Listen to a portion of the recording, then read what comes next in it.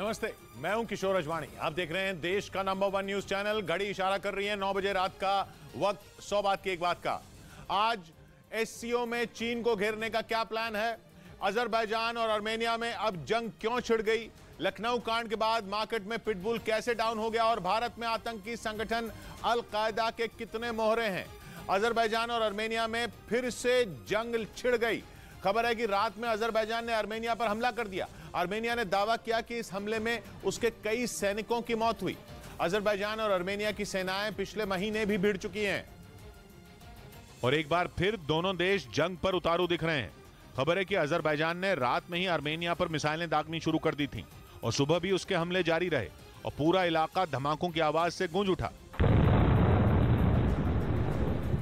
कुछ और तस्वीरें भी आईं जिनमें बहुत सारे सैनिक बॉर्डर पार करते दिखे। दावा किया गया कि यह वीडियो अजरबैजान के उन सैनिकों का है जो आर्मेनिया में घुसने की कोशिश कर रहे थे, जिसके बाद खबर आई कि आर्मेनिया ने भी अजरबैजान को जवाब दिया और उसके भी कुछ सैनिक मारे गए। हालांकि अजरबैजान ने उनकी संख्या नहीं बताई, लेकिन आर्मेनिया ने आंकड़े नहीं छिपाए। और रात में जंग शुरू होने की अगली सुबह आर्मेनिया के पीएम दुनिया के सामने आए और उन्होंने दावा किया कि अजरबैजान के हमले में उनके 49 सैनिकों की जान गई। Պաշտպանության նախարարության կողմից հաստատված 49 զոհ ունենք। आर्मेनिया मान रहा है कि यह संख्या बढ़ सकती है क्योंकि अजरबैजान जंग पर उतारू है और वहां खूनी खेल खेलना चाहता है। इस बार भी फसाद की जड़ वही पुरानी वजह है जिसका नाम है नगोर्नो कराबाख, जिसके लिए पिछले महीने भी अजरबैजान और आर्मेनिया भिड़ चुके हैं और एक बार फिर जमीन के उसी टुकड़े के लिए लड़ाई हो रही है। आर्मेनिया का दावा है कि अजरबैजान ने उस पर ड्रोन के जरिए हमला किया, जिन्होंने बॉर्डर के आसपास के इलाकों में खूब तबाही मचाई। आर्मेनिया ने दावा किया कि जिस ड्रोन से उस पर हमला किया गया वो अजरबैजान को तुर्की ने दिए हैं, जिनका वो लगातार उसके खिलाफ इस्तेमाल कर रहा है। यही नहीं, आर्मेनिया ने इस मामले में रूस और सीएसटीओ की मदद मांगी है। 6 देशों वाले सीएसटीओ का पूरा नाम है the collective security treaty organisation, जिसमें रूस और आर्मेनिया शामिल हैं। ये संगठन सोवियत संघ टूटने के बाद बना था और इसका हिस्सा होने का मतलब मुसीबत के समय रूस सहयोगी देशों का साथ देगा। आर्मेनिया ने इसी हक से रूस से मदद मांगी, लेकिन इसमें एक पेच है क्योंकि अजरबैजान का साथ दे रहा है तुर्की और तुर्की नेटो का सदस्य है। यानी अजरबैजान और आर्मेनिया की लड़ाई में सीएसटीओ कूदा तो नेटो भी कूदेगा और अजरबैजान और आर्मेनिया की आपसी लड़ाई सीएसटीओ बनाम नेटो हो जाएगी, जो सीधा सीधा एक महायुद्ध को दावत देने जैसा होगा। वो युद्ध जिससे बचने के लिए अमेरिका की सेना यूक्रेन में रूस के खिलाफ नहीं लड़ी। लेकिन अजरबैजान और आर्मेनिया जिस तरह से लड़ रहे हैं और इसी की वजह से ये खतरा पूरी दुनिया पर मंडरा रहा है, क्योंकि नगोर्नो कराबाख बोतल का वो जिन है जो 2 साल बाद फिर से बाहर आ गया है। पिछली बार रूस के समझाने पर सीज फायर तो हुआ, लेकिन बात खत्म नहीं हुई। आग सुलगती रही और 2 साल बाद ज्वालामुखी बनकर फट गई, जिसकी चपेट में अब पूरी दुनिया आ सकती है। क्योंकि अगर सीएसटीओ आर्मेनिया के समर्थन में लड़ा तो तुर्की नेटो को बीच में लाएगा और अजरबैजान का साथ देगा, जिसके बाद वो होगा जिसके बारे में कोई सोचना भी नहीं चाहता, क्योंकि यूक्रेन जंग के बाद दुनिया एक और युद्ध के लिए बिल्कुल तैयार नहीं है। इधर पश्चिम बंगाल के कई शहरों से हजारों बीजेपी कार्यकर्ताओं ने कोलकाता की तरफ कूच किया। इस दौरान कई जगहों पर बीजेपी कार्यकर्ताओं की पुलिस से झड़प हो गई और बीजेपी के नबान्ना अभियान में जमकर हंगामा हुआ, जिसकी सबसे भयावह तस्वीरें हावड़ा से सामने आई, जहां प्रदर्शनकारियों पर पुलिस बल ने पानी की जबरदस्त बौछार की। बीजेपी कार्यकर्ताओं को सीएम ममता बनर्जी के दफ्तर की तरफ बढ़ने से रोकने के लिए पुलिस ने पूरी जान लगा दी। पानी की इतनी तेज धार पड़ने के बावजूद प्रदर्शनकारी वहां से हटने को तैयार नहीं हुए। उन्होंने भी सीएम दफ्तर का घेराव करने की ठान रखी थी। ऐसे में उन्हें वहां से हटाने की पुलिस की सभी तरकीबें फेल होती दिखी। वहीं पर अब भी देखिए जो तस्वीरें सामने आ रही हैं, वाटर कैनन पुलिस का वो लगातार चल रहा है। बीजेपी कार्यकर्ता वहीं डटे रहे और इन हालात में भी उन्होंने बैरिकेडिंग पार करने की कोशिश की, लेकिन पुलिस भी इतनी आसानी से कहां पीछे हटने वाली थी। पानी की बौछार करने से भी जब प्रदर्शनकारी वहां से नहीं हटे तो उन्हें खदेड़ने के लिए पुलिस वालों ने दूसरे हथकंडे अपनाने शुरू कर दिए और इसी कड़ी में बीजेपी कार्यकर्ताओं पर पुलिस की तरफ से आंसू गैस के गोले छोड़े गए। जैसे ही पुलिस ने यह एक्शन लिया, वहां भगदड़ मच गई। बीजेपी कार्यकर्ता इधर उधर भागने लगे। ऐसे में कई लोगों के जूते चप्पल सड़क पर छूट गए, लेकिन थोड़ी ही देर में प्रदर्शनकारियों ने फिर पूरे जोश से सीएम दफ्तर की तरफ कूच करना शुरू कर दिया। हालांकि ये उनके लिए इतना आसान नहीं था। पुलिस की बैरिकेडिंग ने फिर उनका रास्ता रोक लिया।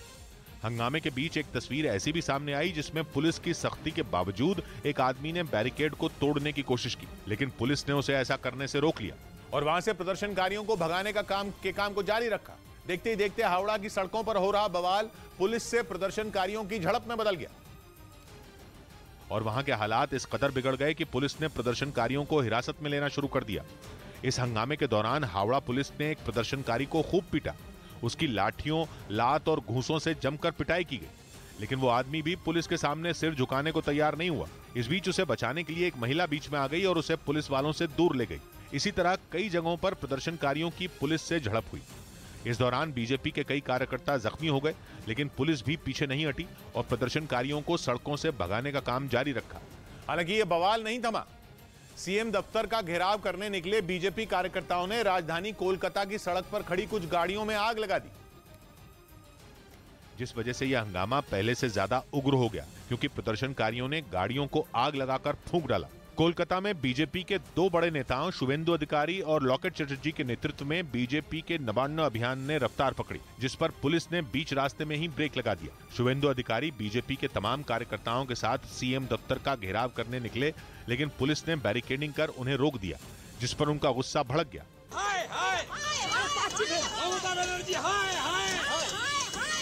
जब काफी कोशिश के बाद भी पुलिस वालों ने उन्हें वहां से आगे बढ़ने नहीं दिया तो वो भी वहीं डटे रहे। लेकिन कुछ ही देर बाद जब बीजेपी कार्यकर्ताओं ने शुवेंदु अधिकारी के नेतृत्व में कदम आगे बढ़ाने शुरू किए, तब पुलिस भी एक्शन मोड में आ गई और उसने वहां से प्रदर्शनकारियों को खदेड़ना शुरू कर दिया।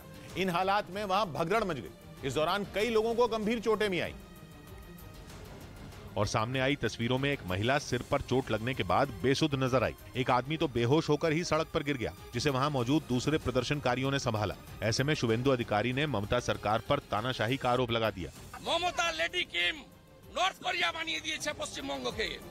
बिगड़ते हालात को देखते हुए पुलिस ने शुवेंदु अधिकारी को जबरन हिरासत में ले लिया, लेकिन ममता सरकार के खिलाफ उनके तेवर फीके नहीं पड़े। शुवेंदु अधिकारी के अलावा बीजेपी सांसद लॉकेट चटर्जी को भी हिरासत में लेकर पुलिस थाने ले गई और इसी तरह बीजेपी के कई नेताओं और कार्यकर्ताओं को अलग अलग जगहों से हिरासत में लिया गया। इसके बावजूद ममता सरकार के खिलाफ हो रहे इस प्रदर्शन की आग पूरे राज्य में फैली दिखी, जिनमें आसनसोल भी शामिल है। वहां के रानीगंज रेलवे स्टेशन में बीजेपी कार्यकर्ताओं ने घुसने की कोशिश की तो पुलिस से उनकी झड़प हो गई। कोलकाता पहुंचने के लिए रेलवे स्टेशन में घुसने की कोशिश के दौरान एक बीजेपी कार्यकर्ता को पुलिस ने पकड़ लिया और उसे जबरन अपनी गाड़ी में बैठाकर थाने ले गई। कांठी में भी बीजेपी कार्यकर्ताओं ने कोलकाता की तरफ कूच करने के लिए रैली निकाली और जमकर नारेबाजी की। इसी तरह राज्य भर से बड़ी संख्या में बीजेपी कार्यकर्ता कोलकाता में मौजूद सीएम ममता बनर्जी के दफ्तर को घेरने के लिए निकल पड़े और जब रास्ते में पुलिस ने उन्हें रोकने की कोशिश की तो जमकर हंगामा हुआ। बीजेपी ने यह अभियान ममता सरकार पर भ्रष्टाचार का आरोप लगाते हुए छेड़ा, हालांकि इसे राज्य सरकार की तरफ से मंजूरी नहीं दी गई थी। बहुत बड़ी ब्रेकिंग न्यूज बिहार के बेगूसराय से। बेगूसराय में 4 अलग अलग जगहों पर हुई ताबड़तोड़ फायरिंग से दहशत फैल गई। इस दौरान 8 लोगों को गोली मारी गई, जिनमें एक की मौत हो गई जबकि बाकियों का अस्पताल में इलाज चल रहा है। वारदात के बाद पुलिस ने पूरे जिले में अलर्ट जारी कर दिया। बताया जा रहा है कि इन घटनाओं को एक मोटरसाइकिल पर सवार 2 अपराधियों ने अंजाम दिया और अलग अलग इलाकों में जाकर अंधाधुंध गोलियां चलाई। चंद्रमोहन हमारे साथ जुड़ रहे हैं। चंद्रमोहन, 2 लोग एक ही मोटरसाइकिल पर 2 लोग अलग अलग जगहों पर जा रहे थे। बिल्कुल, देखिए 2 लोग मोटरसाइकिल पर सवार होकर अपने एक इलाके से निकले और उसके बाद जो भी सामने उनके मिल रहा था वो ताबड़तोड़ उनके ऊपर फायरिंग कर रहे थे और अभी जो जानकारी मिली है उसके मुताबिक कि 11 लोगों को गोली लगी है, जिनको अस्पताल भेजा गया है और जो मुझे जानकारी मिली है उसके मुताबिक एक शख्स की मौत हो गई है और इस घटना के बाद पूरे इलाके को अभी कॉर्डन कर दिया गया है और साथ ही जो पुलिस है वो गश्ती तेज कर दी है। पटना की तरफ जो भी आने वाले रास्ते हैं उनको रोक दिया गया और साथ ही खगड़िया की तरफ जो जाने वाले रास्ते हैं उनको भी रोक करके और वहां पर गश्ती लगाई गई है और यह जांच की जा रही है कि आखिर कौन वो शख्स था जो यहां पर मोटरसाइकिल पर सवार होकर पहुंचा और उसके बाद अंधाधुंध फायरिंग की। लेकिन अब तक यह साफ नहीं हो पाया है कि आखिर वो कौन लोग थे। हालांकि पुलिस ये जरूर दावा कर रही है कि सीसीटीवी को खंगाला जा रहा है और जल्द ही जो दोनों आरोपी हैं उनको गिरफ्तार कर लिया जाएगा। लेकिन कहीं ना कहीं पुलिस ये भी दावा कर रही है कि वो सिरफिरे थे और शायद यही वजह है कि जब उनको हथियार मिली उसके बाद वो अंधाधुंध फायरिंग करते हुए निकल पड़े। शुक्रिया चंद्रमोहन आपका। और वहां हुई इन ताबड़तोड़ हमलों की तस्वीरें भी सामने आई। वहां 4 अलग अलग जगहों पर कुछ बदमाशों ने 11 लोगों को गोली मार दी, जिससे जिले में दहशत फैल गई। बताया गया कि इस हमले में एक शख्स की मौत हो गई, क्योंकि बताया जा रहा है कि मोटरसाइकिल पर सवार होकर पहुंचे 2 बदमाशों ने सड़क से जा रहे 3 लोगों पर पीछे से गोली मारी और वहां से भाग खड़े हुए, जिसके बाद वहां जुटी भीड़ ने घायलों को इलाज के लिए अस्पताल पहुंचाया। 2 आदमी था मोटरसाइकिल से। इसी तरह आरोपियों ने नेशनल हाईवे 28 पर भी 2 लोगों को अपना शिकार बनाया। बदमाशों ने उन पर ताबड़तोड़ फायरिंग की, जिससे इलाके में दहशत फैल गई। वारदात के बाद पुलिस ने पूरे जिले में नाकेबंदी कर दी और आरोपियों की तलाश में जुट गई। इधर पहाड़ों से लेकर मैदान तक बारिश का कहर जारी है। हैदराबाद के एक इलाके में एक कार पुल के ऊपर से बह रहे पानी में फिसलकर गड्ढे में गिर गई। इस हादसे में एक बच्चे समेत 2 लोगों की मौत हो गई। छत्तीसगढ़ के बस्तर जिले में भारी बारिश की वजह से आई बाढ़ में 2 बसें फंस गईं, जिसके बाद 4 घंटे तक रेस्क्यू ऑपरेशन चलाकर उनमें सवार 110 लोगों को बचा लिया गया। मौसम विभाग ने मुंबई समेत महाराष्ट्र के ठाणे, पालघर और रायगढ़ में अगले 2 दिन के लिए ऑरेंज अलर्ट जारी कर दिया, जिसका मतलब है इन इलाकों में तेज हवाओं के साथ भारी बारिश हो सकती है। इस बीच राजस्थान के पुष्कर में एक कार्यक्रम के दौरान सचिन पायलट को सीएम बनाने की मांग पर गहलोत सरकार के मंत्री के विरोध में मंच पर जूते फेंके गए। वहां पुष्कर में गुर्जर समुदाय के नेता कर्नल किरोड़ी सिंह बैसला के अस्थि विसर्जन कार्यक्रम के लिए एक महासम्मेलन बुलाया गया था, जिसमें गुर्जर समुदाय के हजारों लोग जुटे। पुष्कर में हुए इस महासम्मेलन में मुख्यमंत्री अशोक गहलोत के बेटे वैभव गहलोत समेत राजस्थान सरकार के कई मंत्री भी शामिल हुए। लेकिन जैसे ही गुर्जर समुदाय से आने वाले मंत्री अशोक चांदना मंच पर भाषण देने के लिए आए, सामने भीड़ में खड़े कई लोगों ने जूते और चप्पल हवा में उछालने शुरू कर दिए। बताया गया कि अशोक चांदना का विरोध कर रहे लोगों ने सचिन पायलट के समर्थन में नारे भी लगाए। कहा गया कि कार्यक्रम में जूते और चप्पल उछालने वाले लोगों ने गुर्जर समुदाय से आने वाले सचिन पायलट को राजस्थान का सीएम बनाने की मांग की और इसीलिए उन्होंने अशोक गहलोत के करीबी बताए जाने वाले अशोक चांदना का जमकर विरोध किया। बताया गया कि भीड़ में शामिल कुछ लोगों ने तो मंच पर जूते और चप्पल फेंके, जिसके बाद वहां जोरदार हंगामा शुरू हो गया। भीड़ में जिस जगह पर जूते और चप्पल उछाले जा रहे थे, वहां बड़ी संख्या में पुलिस के जवान पहुंच गए। उन्होंने हंगामा कर रही भीड़ को रोकने की कोशिश की, जिसके बाद वहां धक्का मुक्की शुरू हो गई।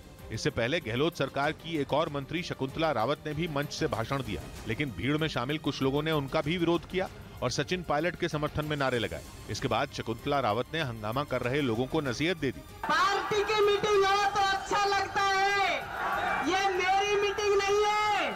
लेकिन मंच पर मौजूद नेताओं के लाख समझाने पर भी वहां बवाल जारी रहा और भीड़ में मौजूद कुछ लोग गहलोत सरकार के मंत्रियों के खिलाफ नारे लगाते रहे।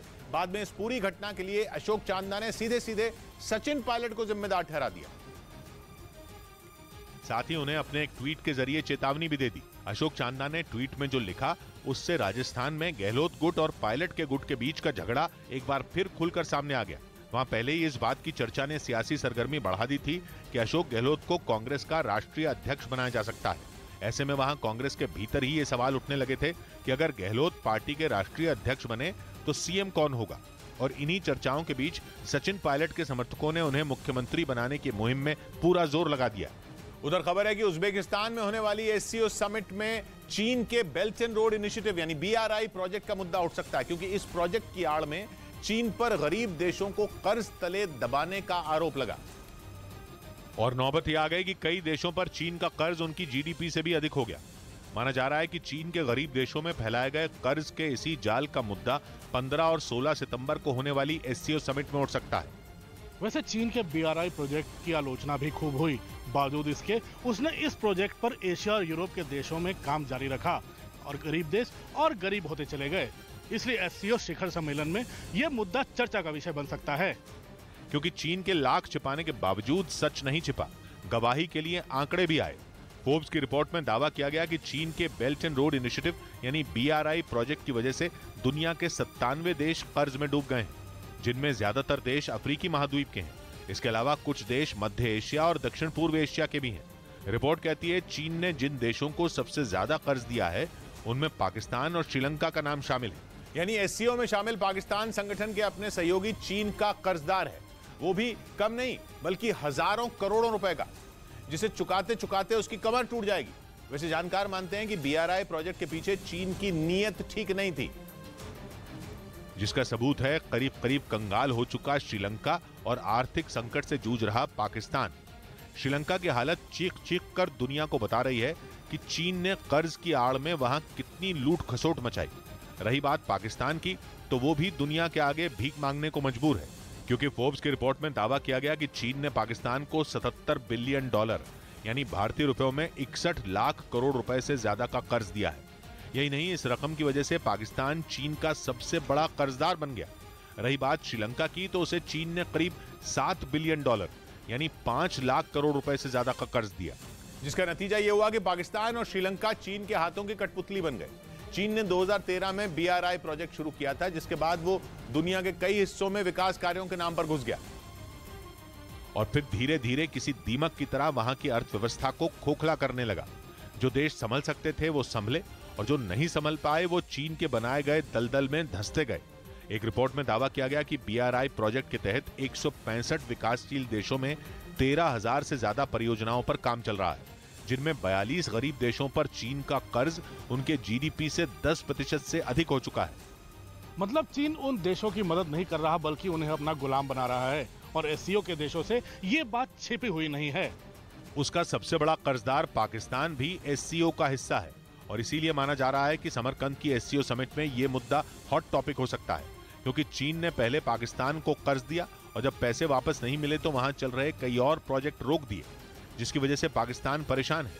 वो अलग बात है कि डर की वजह से वो खुलकर कुछ बोलता नहीं, लेकिन अगर SCO समिट में यह मुद्दा उठा तो भारत की मौजूदगी में पाकिस्तान के पास चीन से सीधी बात करने का मौका होगा, जिससे चीन की चालबाजियों पर लगाम लग सकती है। इधर भोपाल में कांग्रेस ने किसानों का मुद्दा उठाया। भोपाल में कांग्रेस ने विधानसभा के बाहर किसानों के मुद्दों पर प्रदर्शन किया और सरकार पर किसानों की फसल के सही दाम नहीं देने का आरोप लगाया। राजस्थान के कोटा में जानकी देवी बजाज कॉलेज की छात्राओं ने प्रदर्शन किया और कॉलेज में शिक्षकों की कमी का मुद्दा उठाया। दिल्ली के पास गाजियाबाद में एक डॉक्टर ने फोन पर सिर तन से जुदा करने की धमकी मिलने का आरोप लगाया और इस मामले में पुलिस में शिकायत दर्ज करवाई। हमने FIR दर्ज कर दिया और हमने साइबर सेल का भी वो नंबर ट्रैक करने के लिए निर्देश दिया है। उधर गुजरात के सूरत से रोंगटे खड़े कर देने वाला एक वीडियो सामने आया, जिसमें स्कूल वैन की एक कार से जोरदार टक्कर होती दिखाई दी है। पूरी घटना वहां लगे CCTV कैमरे में रिकॉर्ड हो गई, जिसमें कार एक स्कूल वैन को जोरदार टक्कर मारती नजर आई। इस घटना का जो वीडियो सामने आया उसमें स्कूल वैन अपने दाईं ओर मुड़ती दिखी। जैसे ही वो सड़क के बीचों बीच पहुंची, सामने से आ रही तेज रफ्तार कार ने जोरदार टक्कर मार दी। कार की रफ्तार इतनी तेज थी कि उसकी जद में आकर स्कूल वैन पलट गई, जबकि कार बेकाबू होकर सड़क के दूसरी तरफ जाकर रुकी।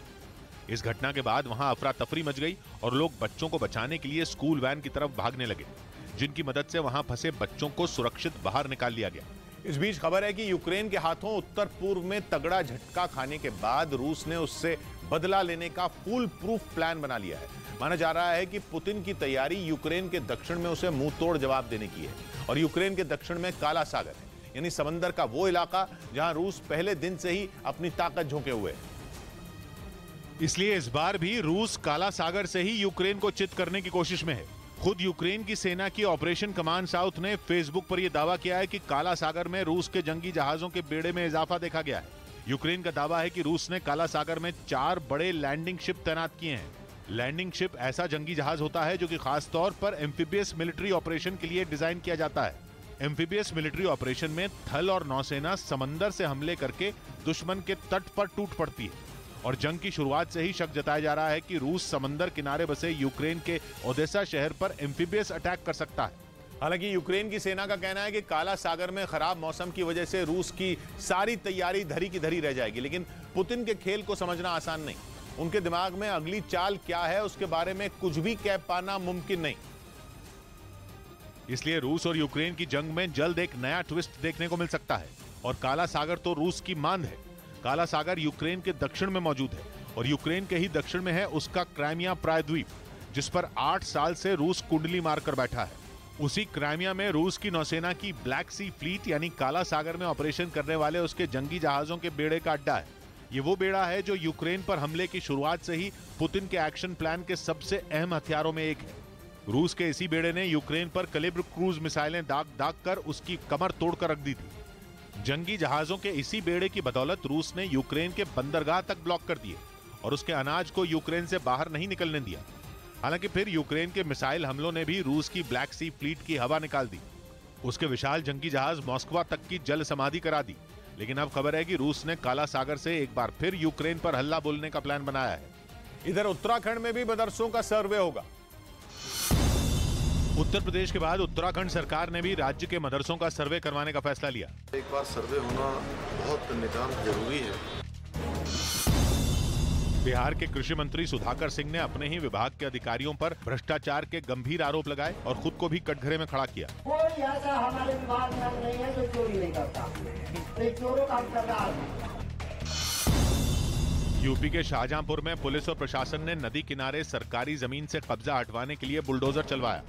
उधर पंजाब के खन्ना से हैरान कर देने वाला एक वीडियो सामने आया जिसमें मोटरसाइकिल सवार दो बदमाश एक महिला की चेन लूटने की कोशिश करते दिखाई दिए। ये पूरी घटना वहां लगे सीसीटीवी कैमरे में रिकॉर्ड हो गई, जिसमें मोटरसाइकिल पर सवार दो बदमाश महिला की चेन लूटते नजर आए। इस घटना का जो वीडियो सामने आया उसमें स्कूटर पर बैठी महिला अपने घर का गेट खुलने का इंतजार करती दिखी। तभी पीछे से एक मोटरसाइकिल उसके पास आकर रुकी जिस पर दो लोग सवार थे। इससे पहले कि महिला कुछ समझ पाती, बदमाश उसकी चेन पर झपट्टा मारकर भागने लगे, जिसके बाद वो महिला अपने स्कूटर को छोड़कर उनका पीछा करने लगी और उसने मोटरसाइकिल पर पीछे बैठे बदमाश को पकड़ लिया।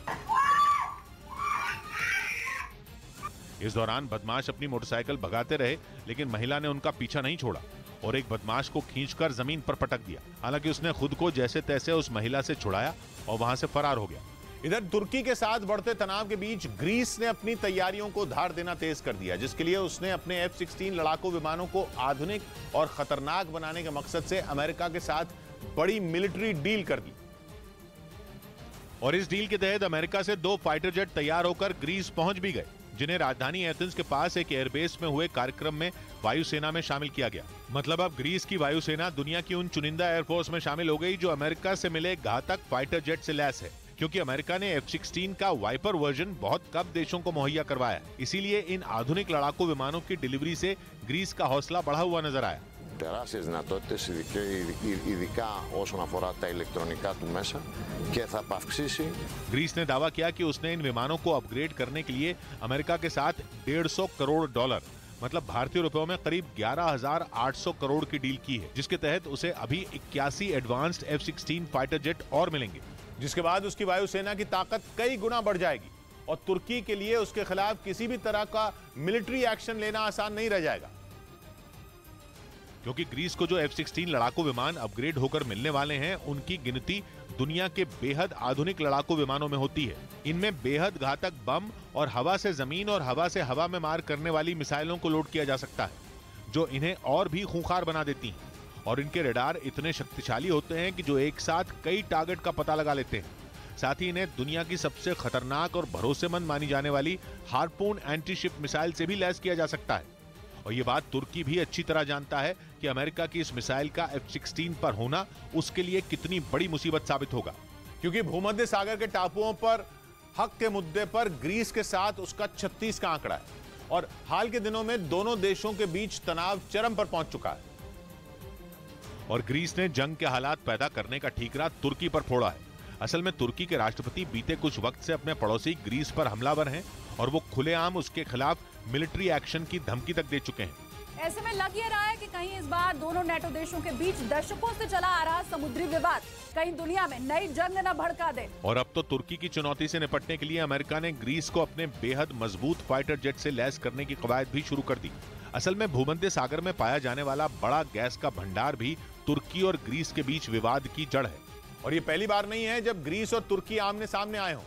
पहले भी 3 बार दोनों जंग के बेहद करीब आ चुके हैं, क्योंकि ग्रीस और तुर्की के बीच भूमध्य सागर में मौजूद कुछ टापुओं पर हक को लेकर पुराना झगड़ा है। तुर्की का आरोप है कि ग्रीस इन टापुओं पर अपनी सेना की मौजूदगी बढ़ा रहा है, जो कि अंतर्राष्ट्रीय संधियों का उल्लंघन है। लेकिन ग्रीस का कहना है कि इन टापुओं पर आज से नहीं बल्कि दशकों से उसकी सेना तैनात है और उसे आत्मरक्षा का पूरा अधिकार है। असल में भूमध्य सागर के अपने तट पर तुर्की की सेना तैनात है और जिन टापुओं पर विवाद है वो तुर्की की सेना की जद में है। इस बीच बीजेपी ने जेडीयू को फिर झटका दिया। केंद्र शासित प्रदेश दादरा और नगर हवेली में नीतीश कुमार की पार्टी जेडीयू को बड़ा झटका लगा। वहां जेडीयू के 17 में 15 जिला पंचायत सदस्यों ने बीजेपी का दामन थाम लिया। जेडीयू की जिस तरह की विश्वासघाती राजनीति है, ये यहाँ के लोगों को अच्छा नहीं लगा है। मुंबई में 29 सितंबर को विपक्षी दलों की एक बैठक होगी, जिसमें वहां जल्द होने वाले बीएमसी चुनाव की रणनीति पर चर्चा की जाएगी। इस बैठक में उद्धव ठाकरे और शरद पवार समेत कांग्रेस के कई बड़े नेता मौजूद रहेंगे। पुणे में प्रशासन ने नकली पनीर बनाने के आरोप में एक फैक्ट्री पर छापा मारा और वहां से 23 लाख का नकली पनीर बरामद करने का दावा किया।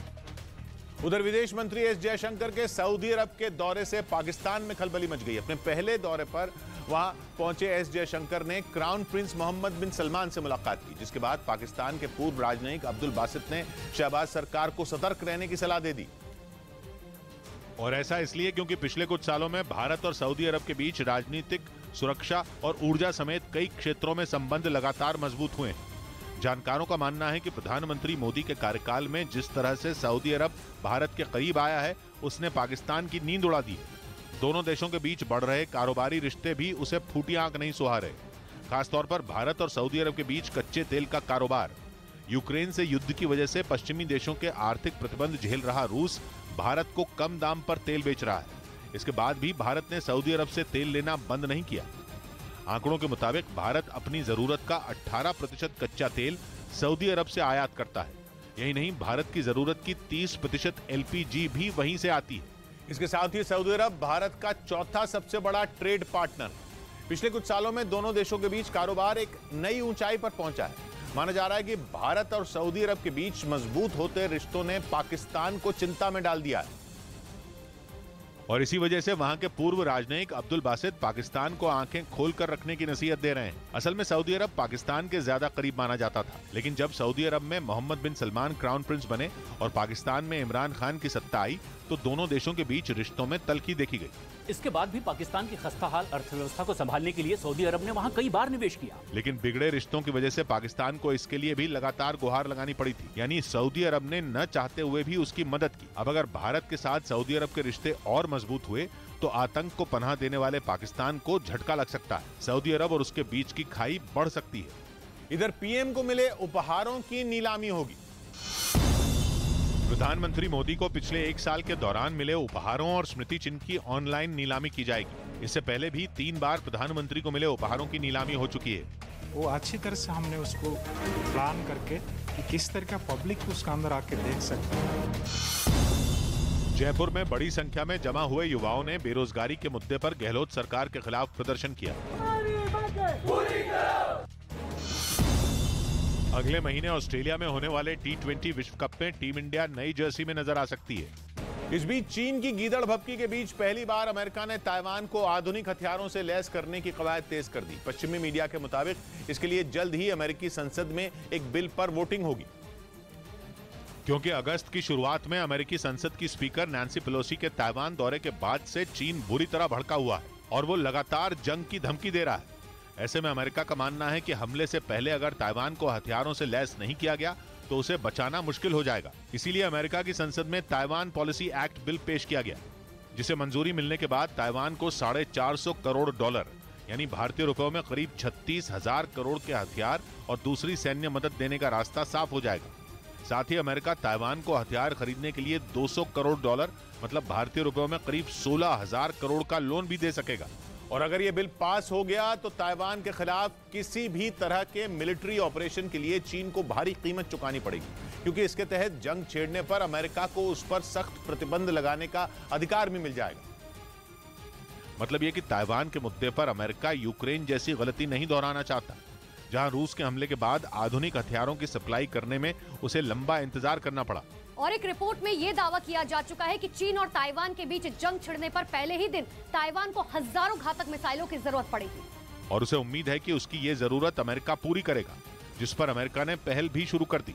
वहीं ताइवान की मदद के लिए तैयार किए इस बिल पर वोटिंग की खबर ने ही चीन के होश उड़ा दिए और अमेरिका में चीन के राजदूत ने इसे वन चाइना पॉलिसी का उल्लंघन बताने में देर नहीं लगाई, जिसके तहत अमेरिका के आधिकारिक तौर पर ताइवान के साथ राजनयिक संबंध नहीं है। उधर यूक्रेन के जापोरिजिया परमाणु प्लांट जैसे संकट से बचने के लिए ताइवान ने चीन के खिलाफ अपनी तैयारी पूरी कर ली। यूक्रेन के दक्षिण पूर्वी हिस्से में मौजूद जापोरिजिया न्यूक्लियर पावर प्लांट पर रूस का कब्जा है और वहां छिड़ी जंग की वजह से उस पर खतरा बना हुआ है। जिसे देखते हुए ताइवान भी अपने न्यूक्लियर पावर प्लांट की सुरक्षा में जुट गया। ताइवान नहीं चाहता कि चीन से जंग के हालात में उसके न्यूक्लियर पावर प्लांट का भी हाल ज़ैपोरिज़िया के प्लांट जैसा हो। जंग की आहट को देखते हुए ताइवान लगातार अपनी सैन्य ताकत को बढ़ाने में जुटा है। वो लगातार अपनी सैन्य शक्ति में सुधार करने के लिए काम कर रहा है। इसके साथ ही वो ऐसी तैयारियां कर रहा है जिससे उसका न्यूक्लियर पावर प्लांट सुरक्षित रहे। वो परमाणु प्लांट जो उत्तरी ताइवान में बना है और ऊंची ऊंची पहाड़ियों से घिरा है। कहा जा रहा है कि ताइवान इसी प्लांट को हमले से बचाने में जुटा है ताकि हमले से होने वाली तबाही को रोका जा सके। ताइवान के लिए यह परमाणु पावर प्लांट इसलिए अहम है क्योंकि वहां उसकी राजधानी ताइपे के लिए बिजली बनती है और किसी भी हमले के हालात में अगर ये परमाणु पावर प्लांट बंद हो जाता है तो ताइपे का 1/4 हिस्सा अंधेरे में डूब सकता है क्योंकि राजधानी की कुल बिजली का 25% उत्पादन यहीं होता है। हालांकि इस पावर प्लांट को किसी भी अनहोनी से बचाने के लिए ताइपे से करीब 70 किलोमीटर दूर बनाया गया है जहां से हाई टेंशन तारों के जरिए बिजली पहुंचाई जाती है। हर न्यूक्लियर पावर प्लांट की तरह इसकी दीवारें भी स्टील, लोहे और मजबूत कंक्रीट की बनी हैं, लेकिन उसे हवाई सुरक्षा देने के लिए इस पावर प्लांट के इर्द गिर्द 2 एयर डिफेंस सिस्टम लगाए गए हैं ताकि अगर चीन अपनी हवाई सीमाओं को लांघ कर ताइवान में हमला करने के इरादे से आगे बढ़े तो वो उसका बाल भी बांका न कर पाए। माना जा रहा है कि इसी काम में ये दोनों एयर डिफेंस सिस्टम आएंगे जो ताइवान के इस पावर प्लांट को 70 किलोमीटर तक ड्रोन, लड़ाकू हेलीकॉप्टरों और जंग में इस्तेमाल आने वाले विमानों से सुरक्षा दे सकेंगे। ताइवान की टेंशन बढ़ने का कारण यह है कि अगर चीन के ड्रोन ने इस परमाणु प्लांट के कंट्रोल रूम पर हमला कर दिया तो वहां ऊर्जा इतनी ज्यादा बढ़ जाएगी कि पावर प्लांट ध्वस्त हो जाएगा। इसके साथ ही न्यूक्लियर रेडिएशन चंद मिनटों के अंदर कई किलोमीटर के दायरे में फैल चुका होगा जिससे राजधानी ताइपे में भी भारी तबाही मच सकती है। इधर शेयर बाजार बढ़त के साथ बंद हुआ। बैंक और मेटल समेत ज्यादातर सेक्टरों के शेयरों में तेजी रही। इससे सेंसेक्स 456 अंक उछलकर 60,571 पर पहुंच गया, जबकि निफ्टी 134 अंक चढ़कर 18,000 के पार 18,070 पर बंद हुआ। हरियाणा के सोनीपत में गाड़ी पार्किंग के मुद्दे पर पीडब्ल्यूडी विभाग के एक अधिकारी और पुलिसकर्मी के बीच सड़क पर ही मारपीट हो गई। इसके बाद दोनों पक्षों ने एक दूसरे के खिलाफ केस दर्ज करवाया। एशिया कप जीतने के बाद अपने देश लौटी श्रीलंका क्रिकेट टीम का जोरदार स्वागत हुआ। इस दौरान विजय परेड भी आयोजित की गई। उधर उत्तर प्रदेश के सहारनपुर से हैरान कर देने वाला एक वीडियो सामने आया जिसमें एक ई रिक्शा बीच सड़क पर पलट गया। हादसे के बाद गुस्साए लोगों ने जमकर हंगामा किया, जिसका एक वीडियो भी सामने आया जिसमें कुछ बच्चे सड़क से गुजरते दिखाई दिए। तभी पीछे से आ रहा एक ई रिक्शा भी नजर आया जिसमें कुछ बच्चे बैठे हुए दिखाई दिए। अचानक तेजी से आगे बढ़ रहा ई रिक्शा बीच सड़क पर पलट गया और उसमें बैठे बच्चे उसके नीचे दब गए। इस दौरान आसपास मौजूद लोगों ने ई रिक्शा को सीधा किया और बच्चों को सुरक्षित बाहर निकाल लिया। इस हादसे में कई बच्चे घायल हो गए, जिससे गुस्साए लोगों ने सड़क पर जमकर हंगामा किया। उन्होंने आरोप लगाया कि कई बार शिकायत करने के बावजूद उनके इलाके की सड़क की मरम्मत नहीं की गई, जिसकी वजह से वहां पहले भी इस तरह के हादसे हो चुके हैं। हालांकि घटना की जानकारी मिलने के बाद वहां इलाके के पार्षद पहुंचे जिन्होंने सड़क बनवाने का भरोसा दिया, तब जाकर हंगामा शांत हुआ। इस बीच खबर है कि यूएई तुर्की से बेहद ताकतवर बारकताश TB2 ड्रोन खरीदने की तैयारी कर रहा है। यूक्रेन ने तुर्की के इस खतरनाक ड्रोन की मदद से रूसी सेना पर जमकर कहर बरपाया और अब उसी ड्रोन को यूएई भी तुर्की से खरीदने जा रहा है। खबर है कि जल्द ही दोनों देशों के बीच बारकताश TB2 ड्रोन की डील पर मोहर लग जाएगी, जिसके बाद तुर्की का ये घातक ड्रोन यूएई की सेना की ताकत बढ़ाने के काम आएगा। ठीक वैसे ही जैसे इसने रूस की शक्तिशाली सेना के सामने लड़ रही यूक्रेन की सेना में जान फूंक दी। रूस के हमले के बाद तुर्की का ये ड्रोन यूक्रेन के लिए किसी संजीवनी से कम साबित नहीं हुआ है। इसने पुतिन की फौज का वो हाल किया कि उसके जवानों को जान के लाले पड़ गए। तुर्की से मिले दुनिया के सबसे ताकतवर ड्रोन बारकताश TB2 ने रूसी सेना के टैंकों और बख्तरबंद गाड़ियों की कलई खोलकर रख दी। इस ड्रोन के हमलों ने 200 दिन की जंग में पुतिन के सैकड़ों टैंक और बख्तरबंद गाड़ियों के परखचे उड़ा दिए। और बारकताश TB2 ड्रोन की इसी ताकत को देखकर अब यूएई भी तुर्की में इसे लेने जा रहा है। इस ड्रोन को बनाने वाली कंपनी का दावा है कि यूएई से पहले ही 24 और देश बारकताश TB2 ड्रोन खरीदने के लिए करार कर चुके हैं, जो ये दिखाता है कि तुर्की का ये ड्रोन जंग के मैदान में कितना कामयाब है। यही वजह है कि यूएई भी इसे अपनी सेना का हिस्सा बनाना चाहता है। खबर के मुताबिक इस ड्रोन के लिए यूएई और तुर्की के बीच $200 करोड़ यानी भारतीय रुपयों में करीब 16,000 करोड़ का सौदा हो सकता है। इस डील में तुर्की न सिर्फ यूएई को बारकताश TB2 ड्रोन देगा, बल्कि उसकी सेना को इसके इस्तेमाल की ट्रेनिंग भी दी जाएगी। कहा जा रहा है कि यूएई तुर्की के इस ड्रोन का इस्तेमाल हूथी विद्रोहियों के खिलाफ कर सकता है, क्योंकि वो हमेशा से ही उनके निशाने पर रहा है, जिन्हें ईरान से समर्थन और हथियार दोनों मिलते रहे। माना जा रहा है कि दोनों को जवाब देने के लिए ही यूएई तुर्की के घातक बायरख्तार TB2 ड्रोन खरीदने जा रहा है। इधर राजस्थान में खिलाड़ियों की ड्रेस पर सियासी घमासान छिड़ गया। बीजेपी ने राजीव गांधी ग्रामीण ओलंपिक्स खेलों में खिलाड़ियों की ड्रेस के रंग और उस पर सीएम गहलोत की तस्वीर लगाने पर सवाल उठाए और इसे चुनाव प्रचार बताया। ड्रेस कोड से सीधा संदेश यही जाता है कि हम इस वर्ग के प्रति सहानुभूति रखने वाले लोग हैं। बीजेपी के लगाए आरोपों पर कांग्रेस ने पलटवार किया और इसे खेलों को सांप्रदायिक रंग देने की कोशिश बताया। भारतीय जनता पार्टी सांप्रदायिकता का रंग देकर अपनी जो राजनीति है पोलराइजेशन उसको मजबूत करना चाहती है। उधर इंडोनेशिया में तेल के बढ़े दाम ने पूरे देश में आग लगा दी। वहां के लोग तेल की कीमत पर बुरी तरह भड़क गए और सरकार के खिलाफ सड़कों पर उतर आए और इतना बवाल किया कि उसे संभालते संभालते पुलिस और प्रशासन की सांसें फूल गईं। वहां से आए एक वीडियो में प्रदर्शनकारियों को रोकने के लिए बैरिकेडिंग की गई, लेकिन वो उसे लांग कर पुलिस पर टूट पड़े। हालात ऐसे हो गए कि कहीं उन्होंने आगजनी की तो कहीं पुलिस वालों पर पत्थर बरसाए।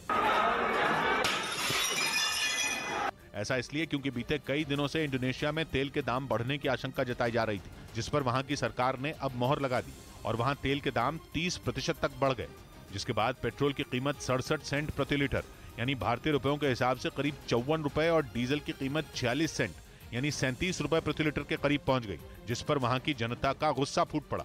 इसके बाद कुछ प्रदर्शनकारी तो रैली निकालते हुए सरकारी दफ्तरों को घेरने पहुंच गए, जिनसे सड़कें जैम हो गईं। वहीं एक जगह पर तो लोगों ने एक दफ्तर का लोहे का गेट ही उखाड़ लिया। बताया गया कि वहां तेल के बढ़े दामों का असर सबसे ज्यादा छात्रों और मजदूर वर्ग पर पड़ेगा, इसलिए इसके खिलाफ जनता पूरे जोर शोर से विरोध जताने के लिए सड़कों पर उतर आई। इस बीच खबर है कि अमेजॉन के मालिक जेफ बेजोस की एरोस्पेस कंपनी ब्लू ओरिजिन का अंतरिक्ष मिशन फेल हो गया। दावा किया गया कि जिस रॉकेट को अंतरिक्ष में जाना था वो उड़ान भरने के कुछ सेकंड बाद ही जमीन पर आ गिरा, जिसके पीछे की वजह उसमें आई तकनीकी खराबी को बताया गया। असल में ब्लू ओरिजिन के इस रॉकेट को अंतरिक्ष की सतह तक जाना था, जिसने तय वक्त पर आग उगलते हुए उड़ान भरी और हवा में कुछ मीटर उड़ने तक उसमें कोई दिक्कत नजर भी नहीं आई। लेकिन चंद सेकंड के बाद उसने आगे बढ़ना बंद कर दिया और वो जोरदार रफ्तार से जमीन की तरफ आने लगा, जिसके बाद उसमें लगे छोटे पैराशूट खुल गए। बताया गया कि ये मिशन न्यू शेफर्ड प्रोग्राम का एक हिस्सा था, जिसके तहत जेफ बेजोस की कंपनी लोगों को अंतरिक्ष की यात्रा कराने वाली है। लेकिन उसका पहला ही मिशन बुरी तरह फेल हो गया, जिसमें रॉकेट इतनी ऊंचाई से गिरा कि पहले छोटे पैराशूट और फिर बड़ा पैराशूट खुलने के बावजूद उसे संभाला नहीं जा सका और वो तेज रफ्तार से आकर सीधा जमीन पर गिरा। हालांकि गनीमत की बात यह रही कि हादसे के वक्त उसमें कोई मौजूद नहीं था। इधर सब इंस्पेक्टर भर्ती घोटाला मामले में सीबीआई ने छापे मारे। जम्मू कश्मीर के सब इंस्पेक्टर भर्ती घोटाला मामले में सीबीआई ने श्रीनगर और दिल्ली समेत देश भर में 33 जगहों पर छापेमारी की। जम्मू कश्मीर में सीबीआई की रेड इस समय चल रही है। एक महिला पर महाराष्ट्र के डिप्टी सीएम देवेंद्र फडणवीस की पत्नी के खिलाफ फेसबुक पर अपशब्द लिखने का आरोप लगा, जिसके बाद पुलिस ने ठाणे से आरोपी महिला को गिरफ्तार कर लिया। दिल्ली के पास गाजियाबाद में कुछ लोगों पर एक शराब की दुकान में मारपीट और तोड़फोड़ करने का आरोप लगा। इस मामले में 3 आरोपियों को गिरफ्तार कर लिया गया। उधर बाढ़ में डूबे पाकिस्तान के सिंध प्रांत के शहरों को बचाने के लिए मुख्य हाईवे तोड़ने का फैसला किया गया। इस बार पाकिस्तान में जो बाढ़ आई उससे सिंध प्रांत के कई शहरों में हाहाकार मच गया। इन शहरों में वहां का दादू शहर भी शामिल है, जहां बाढ़ का पानी ऐसा भरा कि उसे निकालना ही मुश्किल हो गया। सिंध प्रांत के दादू शहर में इस समय लाखों लोग फंसे हैं, क्योंकि बाढ़ का ज्यादातर पानी इसी शहर से होकर गुजरता है और इसीलिए फैसला किया गया कि दादू और दूसरे शहरों को बचाने के लिए वहां हाईवे तोड़े जाएंगे, क्योंकि कहा जा रहा है कि सिंध हाईवे के डूबने की वजह से सिंध प्रांत के दादू और दूसरे कई शहरों से पानी निकल ही नहीं पा रहा है।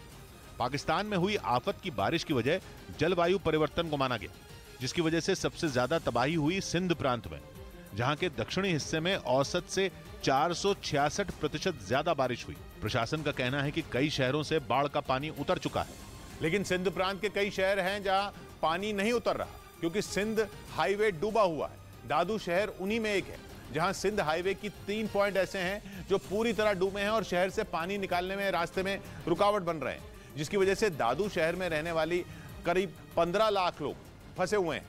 प्रशासन का कहना है कि यह शहर 90% डूबा हुआ है और बिना हाईवे तोड़े पानी निकालना मुश्किल है। खबर है कि बाढ़ की वजह से पाकिस्तान के कई और हाईवे भी डूबे हुए हैं और उन्हें भी तोड़ने की तैयारी है। पाकिस्तान में बाढ़ से हुई तबाही की वजह से मानसून और ग्लेशियर पिघलना है, जिससे 3 करोड़ लोगों पर असर पड़ा और करीब 1300 लोगों की जान गई और अब भी लोगों की जान मुसीबत में। इधर गुरुग्राम के 5 स्टार होटल में बम की खबर गलत निकली। दिल्ली के पास गुरुग्राम में एक 5 सितारा होटल में मिली बम की खबर अफवाह निकली। पुलिस ने बताया कि एक मानसिक रूप से बीमार आदमी ने यह धमकी दी थी। जर्मनी की कार बनाने वाली कंपनी मर्सिडीज की एक टीम हांगकांग से महाराष्ट्र के ठाणे पहुंच गई। ये टीम साइरस मिस्त्री की उस कार की जांच करेगी जो पिछले दिनों सड़क हादसे का शिकार हो गई थी। इस सड़क हादसे में साइरस मिस्त्री समेत 2 लोगों की मौत हो गई थी। यूपी के अलीगढ़ में पुलिस ने एक अगवा हुए बच्चे को 3 घंटे के अंदर सुरक्षित छुड़ा लिया। इस मामले में पुलिस ने 5 आरोपियों को गिरफ्तार कर लिया।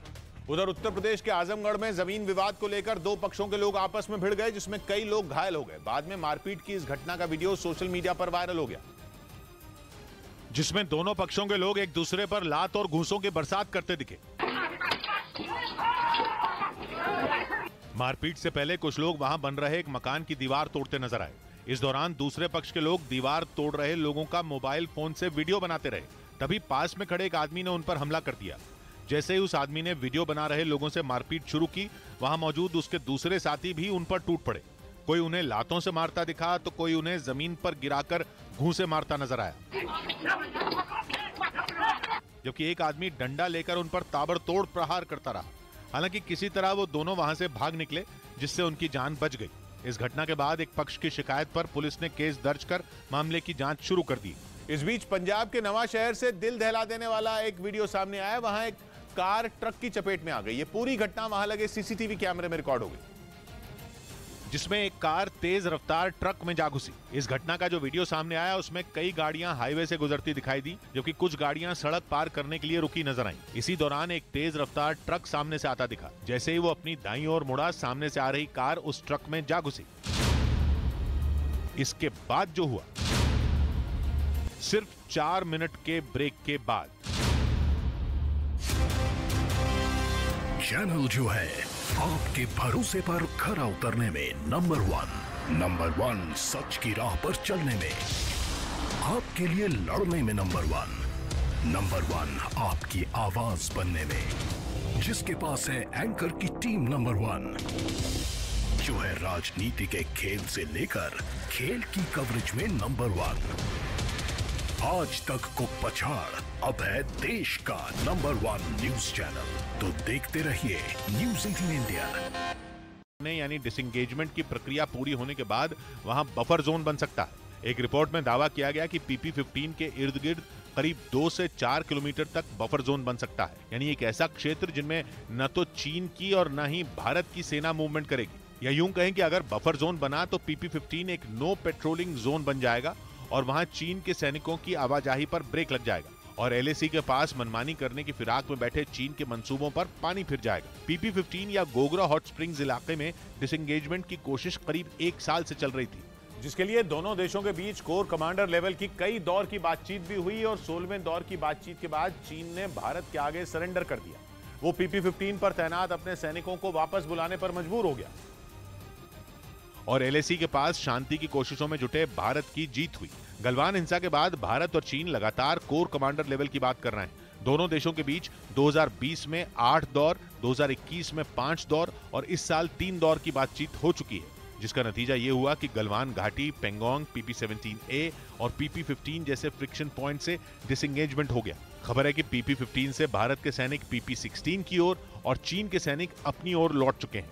वैसे 2020 में जो हिंसा हुई थी उसमें PP-15 अहम लोकेशन थी और वहां चीन ने करीब 1000 सैनिक तैनात कर दिए थे। लेकिन भारत के दबाव में धीरे धीरे उनकी संख्या घटी और वहां चीन के 40 से 50 सैनिक ही बचे और उन्हें भी डिसएंगेजमेंट की प्रक्रिया के तहत लौटना पड़ा। इस इलाके में बफर जोन बना तो चीन के सैनिकों के वहां चहलकदमी करने पर ब्रेक लग जाएगा, क्योंकि चीन के सैनिकों के LAC के पास जबरन पेट्रोलिंग करने की आदत ने ही गलवान हिंसा जैसी घटना करवाई थी। वैसे भारत अब भी अलर्ट है और इसीलिए उसने गलवान घाटी, पेंगोंग, PP-17A और PP-15 जैसे इलाकों में डिसएंगेजमेंट किया, लेकिन डी इंडक्शन नहीं किया। डी इंडक्शन का मतलब है उन इलाकों से सेना हटाना, लेकिन भारत ने ऐसा नहीं किया।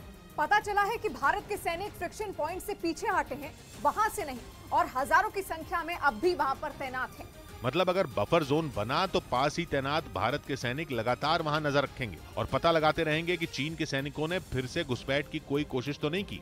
इस बीच भारत ने लद्दाख में एलएसी के पास चीन को मुंह तोड़ जवाब देने की तैयारी तेज कर दी। भारत की सेना ने चंद मिनटों में सिंधु नदी पर पुल बनाकर चीन को दिखा दिया कि जंग के मैदान में पहुंचने के लिए ऊंचे पहाड़ी इलाकों की नदियां भी बाधा नहीं बन पाएंगी, क्योंकि पूर्वी लद्दाख में एलएसी के पास हजारों फीट ऊंची दुर्गम पहाड़ियों के बीच बह रही सिंधु नदी पर सेना ने वो कमाल कर दिखाया जिसे देखकर चीन दांतों तले उंगली दबाने को मजबूर हो जाएगा। सेना के जवानों ने देखते ही देखते नदी के ऊपर लोहे का मजबूत पुल खड़ा कर दिया। इसके बाद उस पुल से सेना की भारी भरकम गाड़ियां गुजरती दिखाई दी। सेना ने इंजीनियरिंग के इस कारनामे का एक वीडियो भी जारी किया, जिसके जरिए चीन को यह संदेश देने की कोशिश की गई कि लद्दाख का भूगोल सेना के रास्ते में रुकावट नहीं बन सकता और जरूरत पड़ने पर टैंकों और बख्तरबंद गाड़ियों को आसानी से एलएसी के पास पहुंचाया जा सकता है। मतलब यह कि भारतीय सेना ने एलएसी पर चीन को चित करने की पूरी तैयारी कर ली, जो भारत को उकसाने का कोई मौका हाथ से नहीं जाने दे रहा।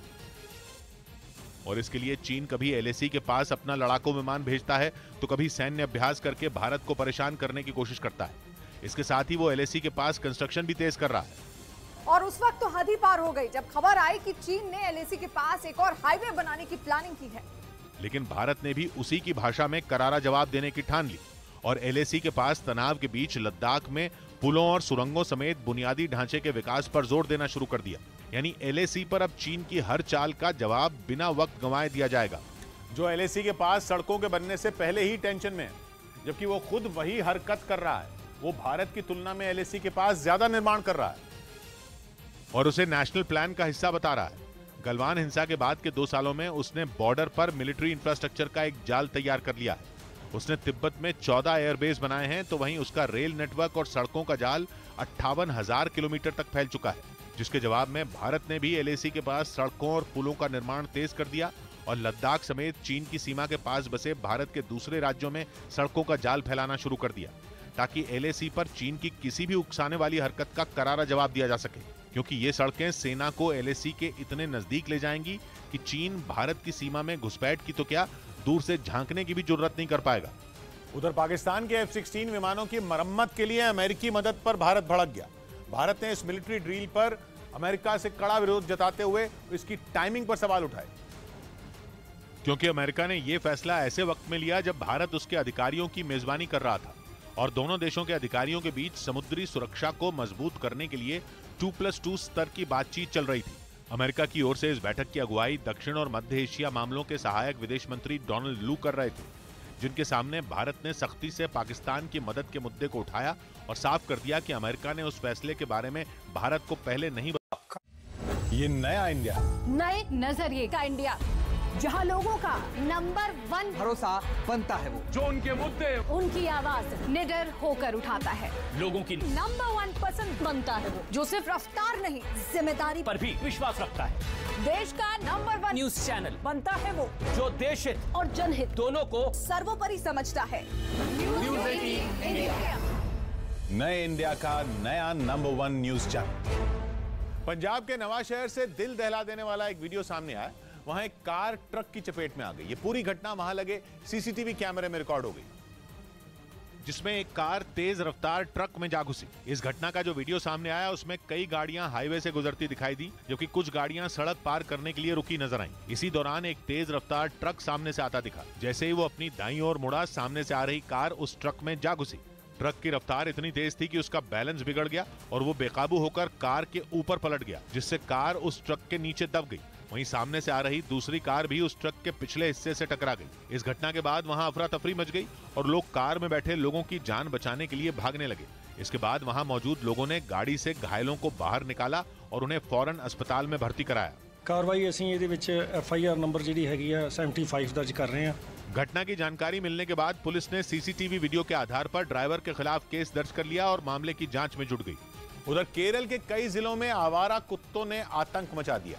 वहां कन्नूर में तो कुत्तों की वजह से लोगों का घरों से निकलना मुश्किल हो गया, क्योंकि आवारा कुत्तों ने सड़क से गुजरने वाले लोगों को निशाना बनाना शुरू कर दिया। वहां से आए एक सीसीटीवी वीडियो में 2 लड़के आवारा कुत्तों से अपनी जान बचाने के लिए भागते नजर आए।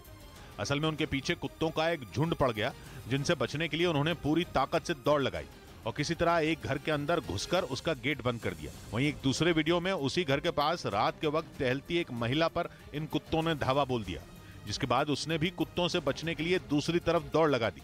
लोगों ने दावा किया कि इन कुत्तों के डर से उनका घरों से निकलना दूभर हो गया। ഭയപ്പാടോടുകൂടിയാണ് കുട്ടികൾ ഇപ്പോൾ റോഡിലിറങ്ങുന്നതും നടന്നു പോകുന്നതൊക്കെ। उधर कोझिकोड में भी कुत्तों के हमले का एक डरावना वीडियो सामने आया।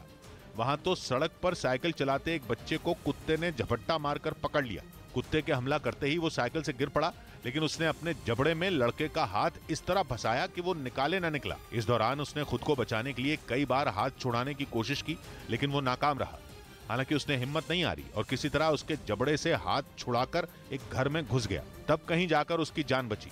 वीडियो में इस हादसे के दौरान आसपास कई और बच्चे भी दिखे जो कुत्ते के झपटते ही घर के अंदर भाग गए, वरना वो उन पर भी हमला कर देता। इस बीच खबर है कि पालतू कुत्तों के हमलों की घटनाओं का विदेशी कुत्तों की कीमतों पर बड़ा असर हुआ है। केवल पिटबुल ही नहीं बल्कि कई विदेशी कुत्तों की कीमतों में अचानक भारी गिरावट आई है। लेकिन कम कीमत पर भी इन कुत्तों को खरीदार नहीं मिल रहे। पिटबुल ही नहीं बल्कि विदेशी कुत्तों की ऐसी कई नस्लें हैं जिनकी कीमतें 50,000 से गिरकर 5,000 तक पहुंच चुकी हैं। जर्मन शेफर्ड के ऊपर भी फर्क पड़ा है, रॉटविलर के ऊपर भी फर्क पड़ा है। लोग बाग इन्हें कम पालने लगे हैं। पालतू कुत्तों के हमलों की घटनाओं का इन कुत्तों की कीमतों पर बड़ा असर हुआ है। लोग खतरनाक नस्ल के कुत्तों को खरीदने से बच रहे हैं। सबसे बड़ा असर तो पिटबुल कुत्तों के बाजार पर पड़ा है। दावा है कि भारत में पिटबुल कुत्ते खास तौर पर हरियाणा और पंजाब के लोग रखने लगे थे। उनका मकसद खेतों में खड़ी फसलों की आवारा जानवरों से हिफाजत करना होता था, लेकिन बाद में इन शिकारी कुत्तों को लोगों ने घरों में भी पालना शुरू कर दिया। लेकिन अब लोगों को लगने लगा है कि पिटबुल कुत्तों के खिलाफ नियम कड़े किए जा सकते हैं। यहां तक कि पिटबुल कुत्तों पर तो बैन लगाने की भी मांग जोर पकड़ने लगी है। बल्कि जानवरों के लिए काम करने वाली संस्था पेटा इंडिया ने ही पिटबुल पर बैन की मांग कर दी। संस्था की मांग है कि भारत में पिटबुल कुत्तों समेत कुछ खतरनाक कुत्तों पर बैन लगाया जाए। हालांकि पेटा की मांग की वजह कुछ अलग है। दावा है कि पिटबुल समेत कुछ कुत्तों का इस्तेमाल भारत में कुत्तों की लड़ाई करवाने के लिए किया जा रहा है। गैर कानूनी रूप से होने वाले ये खेल देश के कई राज्यों में होने का दावा किया गया है। पिटबुल्स है, पाकिस्तानी बुली कुत्ता करके एक ब्रीड आती है, वो है, मैस्टिव्स है। There are such breeds that are used for dog fighting very commonly. कई राज्य सरकारों के अलावा केंद्र सरकार को भी चिट्ठी लिखकर संस्था ने पिटबुल कुत्तों पर बैन लगाने की मांग की है। इधर तेलंगाना के सिकंदराबाद में लगी आग में 8 लोगों की जान चली गई। तेलंगाना के सिकंदराबाद में एक इलेक्ट्रिक बाइक के शोरूम में आग लग गई, जिसकी चपेट में आने से 8 लोगों की मौत हो गई। बाद में दमकल की गाड़ियों ने किसी तरह आग को बुझाया। 2024 में अपने गगनयान मिशन से पहले भारत अंतरिक्ष में 2 ट्रायल मिशन पूरे करेगा, जिसकी शुरुआत इस साल के आखिर में हो सकती है। बताया गया कि कोरोना की वजह से इस मिशन में 2 साल की देरी हुई। दूसरा जो ट्रायल होगा उसमें एक रोबो जाएगा। महाराष्ट्र के सिंधुदुर्ग जिले में एक मंदिर में घुसे चोर वहां रखी दान पेटी से पैसे चुराकर फरार हो गए। ब्रेकिंग न्यूज आ रही है पाकिस्तान से। खबर है कि पाकिस्तान सरकार ने अफगानिस्तान की तालिबान सरकार को चिट्ठी लिखकर आतंकी संगठन जैश-ए मोहम्मद के सरगना मसूद अजहर को तुरंत गिरफ्तार करने की मांग की है। इस चिट्ठी में पाकिस्तान ने मसूद अजहर के ठिकानों की जानकारी भी दी है। पाकिस्तान की इस चिट्ठी को उज्बेकिस्तान में होने वाली एससीओ समिट से पहले उसका नया पैंतरा माना जा रहा है, जिसके जरिए वो एफएटीएफ की ग्रे लिस्ट से निकलने की फिराक में है। हालांकि अफगानिस्तान की तालिबान सरकार ने पाकिस्तान की ओर से इस तरह की कोई भी चिट्ठी मिलने से साफ इनकार कर दिया। असल में आतंकी मसूद अजहर भारत में कई आतंकी हमलों के लिए जिम्मेदार है, जिनमें कंधार प्लेन हाईजैक और संसद में हुआ हमला भी शामिल है, और संयुक्त राष्ट्र ने उसे ग्लोबल टेररिस्ट घोषित किया है। विक्रांत यादव हमारे साथ जुड़ रहे हैं। विक्रांत, क्या पता चल रहा है? ये पाकिस्तान अफगानिस्तान को चिट्ठी लिख रहा है, ये जताने की कोशिश कर रहा है कि हमारे पास नहीं है जी, वो अफगानिस्तान में है, यही कहानी है? देखिए बिल्कुल किशोर, इसको इसी तरीके से देखा जाना चाहिए और एकदम आईबाश है ये। पाकिस्तान ने चिट्ठी लिखी है, हालांकि तालिबान साफ ये कह रहा है कि अभी उन्हें इस तरीके की कोई चिट्ठी नहीं मिली है, लेकिन इसको सीधे तौर पर पाकिस्तान के पैतरे के तौर पर देखा जाना चाहिए। एफएटीएफ यानी फाइनेंशियल एक्शन टास्क फोर्स की ग्रे लिस्ट निकलने के लिए पहले भी वो इस तरीके के कई पैतरे अपना चुका है, लेकिन अब तक उसे सफलता नहीं मिली है। एससीओ की बैठक सामने है और उसको ये लग रहा है कि एक बार फिर वो ये दिखा करके दुनिया को ये मैसेज दे सकता है कि आतंकवाद के खिलाफ वो गंभीर कदम उठा रहा है। लेकिन इस मामले में कतई गंभीरता पाकिस्तान की इसलिए नहीं नजर आती क्योंकि पहले भी कई बार ये मौके देखे गए जब आतंकी सरगनाओं को पाकिस्तान की सरकार ने, पाकिस्तान की फौज ने पूरी तरीके से अपनी रहनुमाई में रखा है। वो उनके जो पुराने F-16 है पाकिस्तान के पास, उनकी मरम्मत के लिए, उनके पुर्जों के लिए अमेरिका से उन्हें पुर्जे चाहिए थे, तो भी उन्होंने काफ़ी आई वॉश किया। कभी पाकिस्तान ने बहुत कुछ दिखाया कि वो आतंकवाद के खिलाफ कदम उठा रहा है और अमेरिका से उसको ये राहत मिल गई कि पुर्जे और मरम्मत वगैरह का काम उसका हो गया और उसके पुराने F-16 जो हवाई जहाज हैं उनको एक नई जान मिल गई। अभी भी लेकिन FATF की ग्रे लिस्ट में है, यानी फाइनेंशियल एक्शन टास्क फोर्स की ग्रे लिस्ट में है। वहां से बाहर निकलना है पाकिस्तान को, ब्लैकलिस्ट होने से बचना है, उस वहां से तो बचा लेकिन ग्रे लिस्ट से भी बाहर निकलना है ताकि उसको और बाकी जगहों से फंड मिल सकें, बाकी जगहों से उसे पैसा मिल सके जिसकी उसे इस वक्त सख्त ज़रूरत है, उसकी अर्थव्यवस्था जिस हाल में है। ये उसी लिए उठाया गया कदम लगता है विक्रांत। देखिए बिल्कुल किशोर, पाकिस्तान की जो आर्थिक स्थिति है वो किसी से छिपी नहीं हुई। पिछले कुछ समय में एकदम से वहां की आर्थिक स्थिति बद से बदतर होती जा रही है। वहां के स्थानीय नागरिक कई जगह इस मामले में प्रदर्शन सरकार के खिलाफ करते हुए दिखाई दिए। हाल ही में आई बाढ़ ने पाकिस्तान की स्थिति और ज्यादा खराब कर दी। तो एक तरह से जो अंतर्राष्ट्रीय समुदाय से मदद पाने के लिए पाकिस्तान इस तरीके की आईबाश, इस तरीके के फैसले समय समय पर करता रहता है। और इस बार एक बार फिर उसने तालिबान सरकार को चिट्ठी लिखकर ये कहा है कि मसूद अजहर जो उनके यहाँ पर है उसको वो गिरफ्तार करें और उसको सौंपे। तो हालांकि तालिबान सरकार साफ तौर पर ये कह रही है कि इस तरीके की कोई चिट्ठी नहीं है, लेकिन जो जानकार हैं, विदेश मामलों के जानकार हैं, पाकिस्तान मामलों के जानकार हैं, उन सब का ये साफ कहना है कि ये केवल पाकिस्तान की पैंतरेबाजी के तौर पर देखा जाना चाहिए।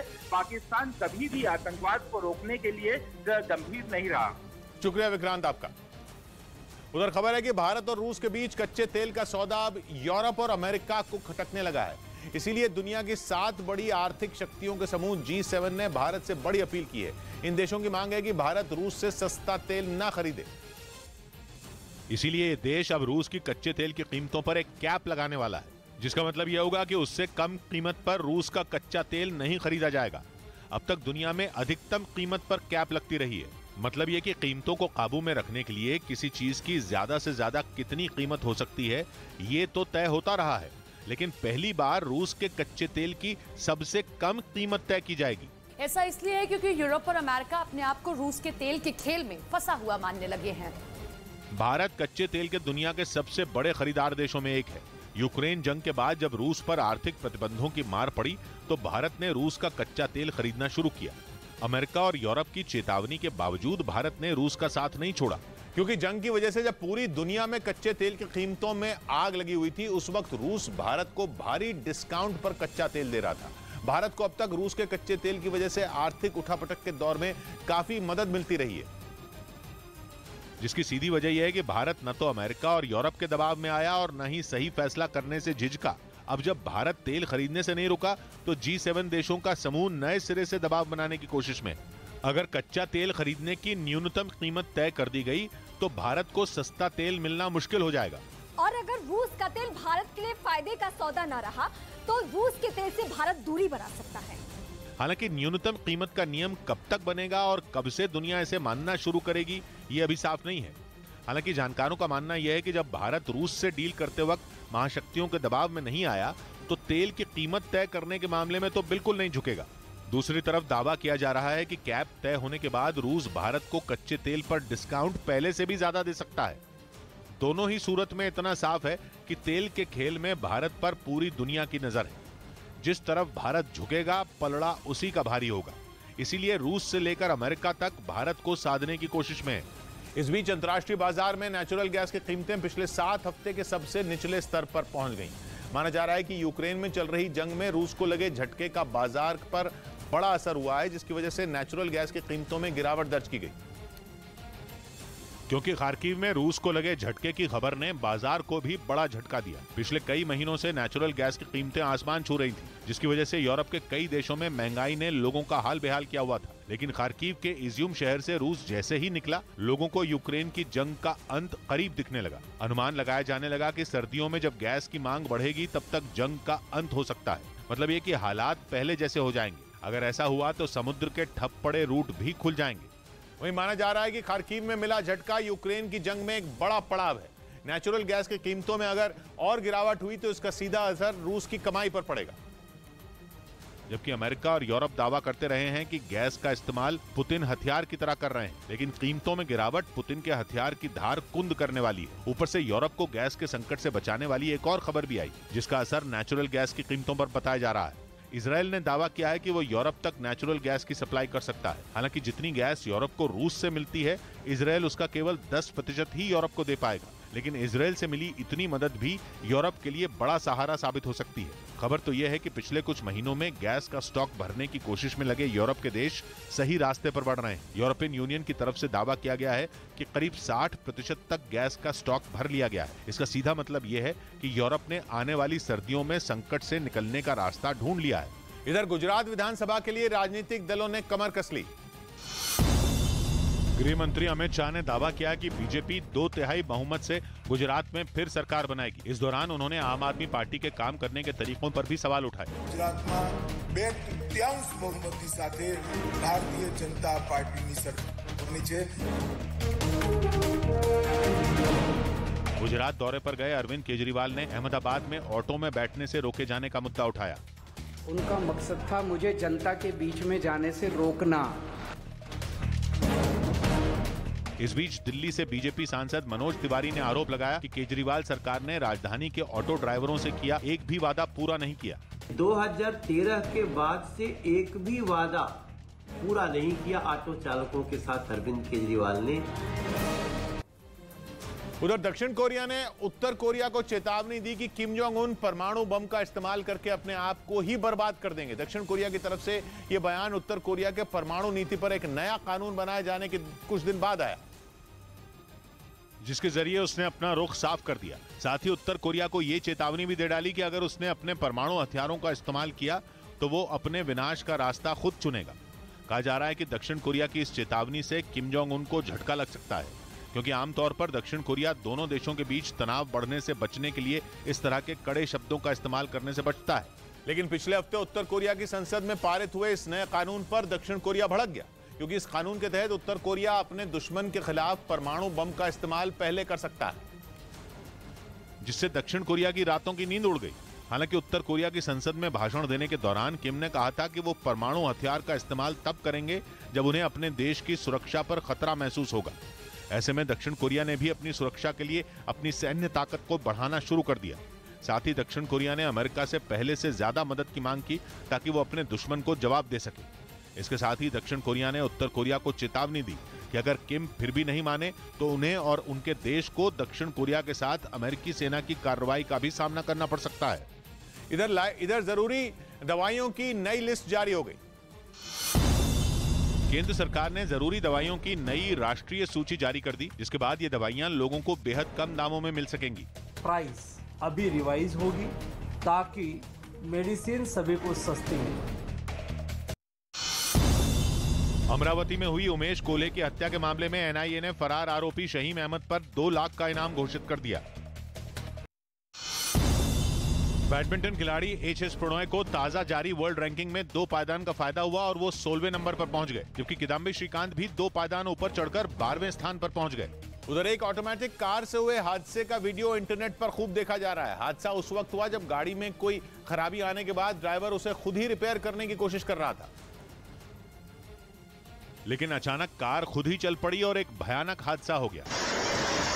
हर तरफ अफरा तफरी मच गई। वीडियो में साफ दिखा कि गाड़ी का ड्राइवर गाड़ी को पार्क कर चुका था और गाड़ी में कुछ मरम्मत करने की कोशिश कर रहा था। उसने कार का बोनट खोला और कुछ तारें खींचने लगा। आवाज सुनकर लगा कि गाड़ी स्टार्ट हुई और अपने आप चल पड़ी।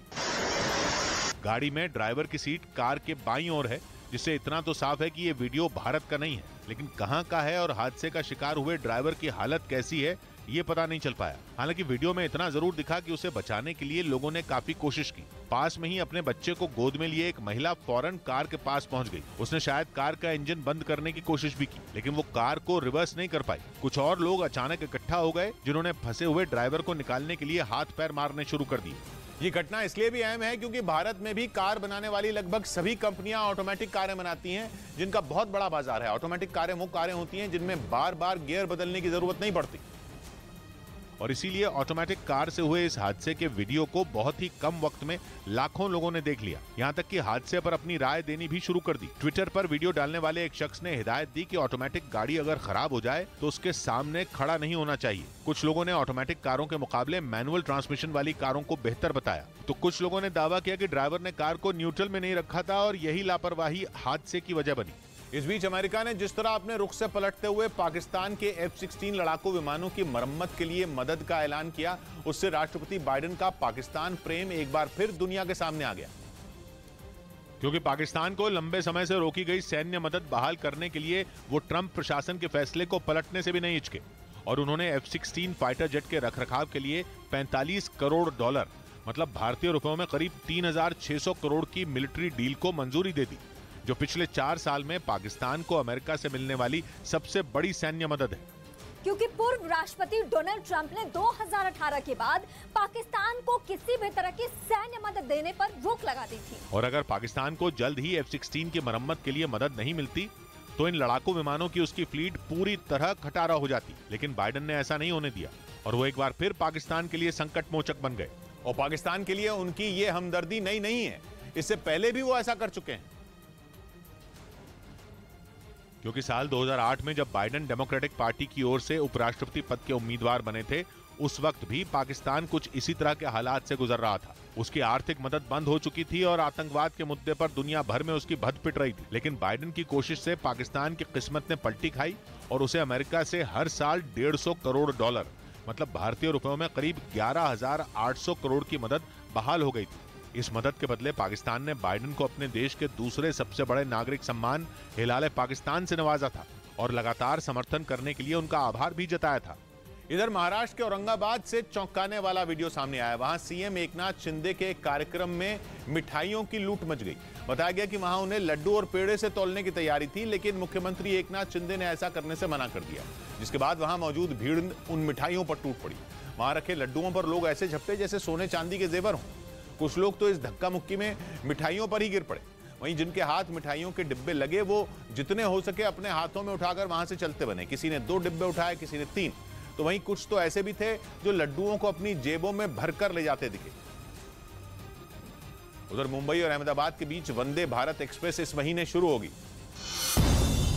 मुंबई और अहमदाबाद के बीच चलने वाली वंदे भारत एक्सप्रेस का ट्रायल पूरा हो गया। अब 30 सितंबर को प्रधानमंत्री मोदी गांधीनगर रेलवे स्टेशन से इस ट्रेन को हरी झंडी दिखाकर रवाना करेंगे। मध्य प्रदेश के खंडवा में एक तेज रफ्तार बेकाबू बस नदी में गिर गई। इस हादसे में एक यात्री की मौत हो गई, जबकि 20 से ज्यादा लोग घायल हो गए। दिल्ली पुलिस के स्पेशल सेल ने करोड़ों की अवैध वसूली के आरोप में 2 बदमाशों को गिरफ्तार कर लिया। इस बीच भारी बारिश और बाढ़ में हुई फजीहत के बाद बेंगलुरु में अवैध निर्माण गिराए जाने का काम शुरू हो गया। खुद कर्नाटक के सीएम बसवराज बोम्मई ने शहर से जल्द अतिक्रमण खत्म करने का भरोसा दिया था, जिसके बाद वहां महानगर पालिका की एक टीम ने बुलडोजर की मदद से अवैध निर्माण हटाने का काम शुरू कर दिया। इसकी एक तस्वीर बेंगलुरु के महादेवपुरा इलाके से आई, जिसमें एक सड़क के किनारे बनाई गई 4 दीवारी को बुलडोजर ध्वस्त करता दिखाई दिया। बताया गया कि 4 दीवारी एक हाउसिंग सोसाइटी की सुरक्षा के लिए बनाई गई थी, लेकिन उसकी वजह से सड़क पर जमा होने वाले पानी को कहीं जाने की जगह नहीं मिलती थी। इसके बाद अतिक्रमण कर बनाई गई इस दीवार की जानकारी मिलते ही बुलडोजर अपने काम पर लग गया। उसने देखते ही देखते पूरी हाउसिंग सोसाइटी के बाहर बड़े हिस्से में बनाई गई दीवार को धराशायी कर दिया। और बताया गया कि पूरे बेंगलुरु में इसी तरह से अवैध निर्माण के खिलाफ कार्रवाई की जा रही है, क्योंकि एक हफ्ते पहले बारिश ने ऐसा कहर ढाया था कि कई दिनों तक बेंगलुरु बाढ़ जैसी त्रासदी झेलता रहा। जानकारों के मुताबिक इसके पीछे की एक बड़ी वजह अवैध निर्माण भी थी, जिसकी वजह से ही कई इलाकों में जमा पानी कई दिनों तक निकल नहीं पाया। इसके बाद कर्नाटक के सीएम बसवराज बोम्मई ने सख्ती दिखाते हुए अवैध निर्माणों को खत्म करने का ऐलान किया, जिसके बाद बेंगलुरु में 700 से ज्यादा जगहों की पहचान की गई है जहां अवैध कब्जा करके निर्माण किया गया है। उधर श्रीलंका को डूबने से बचाने के लिए उसकी हर मुमकिन मदद करने में लगे भारत ने इस बार उसे यूएन में घेर लिया। यूनाइटेड नेशंस की ह्यूमन राइट्स काउंसिल के सत्र में भारत ने श्रीलंका की चरमराई अर्थव्यवस्था पर तो उसे आईना दिखाया ही, वहां अल्पसंख्यक तमिलों के लिए उठाए गए कदमों को भी नाकाफी बताया और श्रीलंका के रवैये पर चिंता जाहिर की। भारत ने कहा कि श्रीलंका की सरकार ने अल्पसंख्यक तमिलों के मुद्दे का राजनीतिक हल निकालने के अपने वादे पर कुछ खास कदम नहीं उठाया। इतना ही नहीं, इस बार भारत ने श्रीलंका के आर्थिक संकट पर अपनी चुप्पी भी तोड़ दी।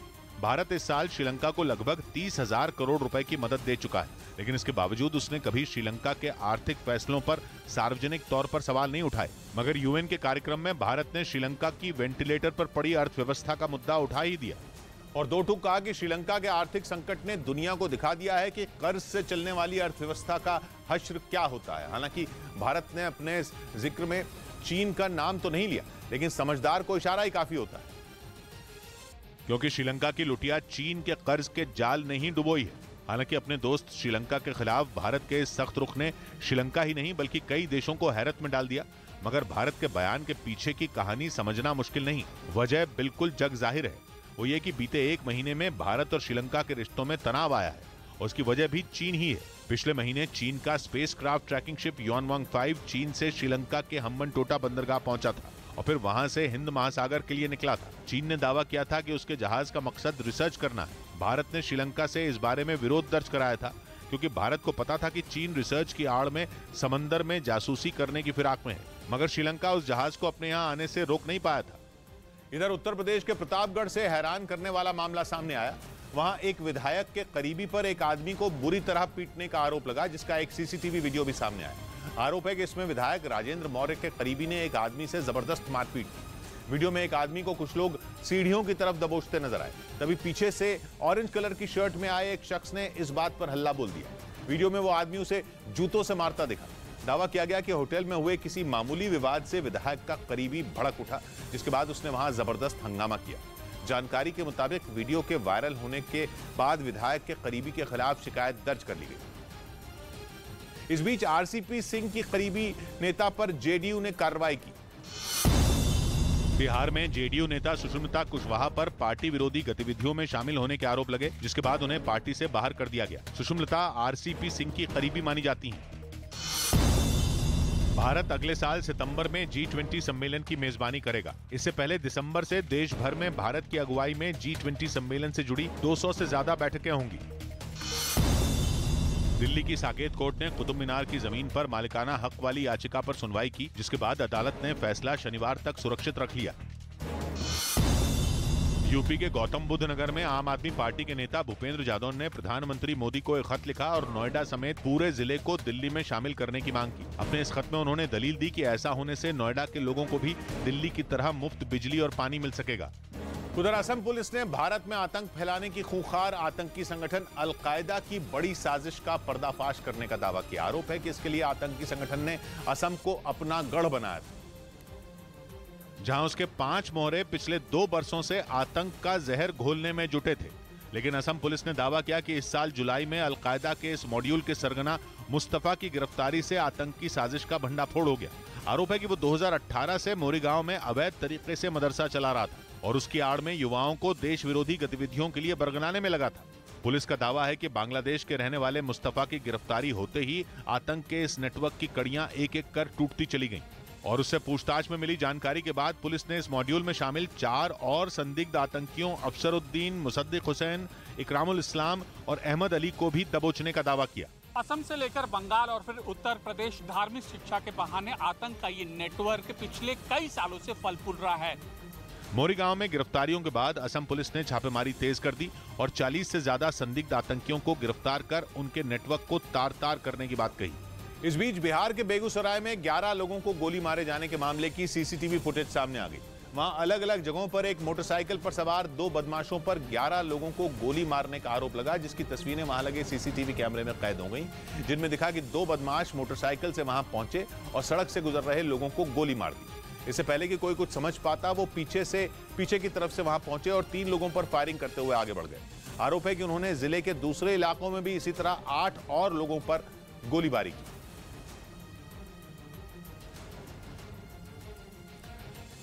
अपनों की जब शह पाएगा, अपनों की जब शह पाएगा, गैर तभी कुछ कह पाएगा। सौगात की एक बात कही हरि ने, नाव रोक दे तू लहरों के साथ कहां तक बह पाएगा। मिलते हैं कल, घड़ी जब इशारा करेगी 9 बजे रात का, वक्त फिर होगा सौगात की बात।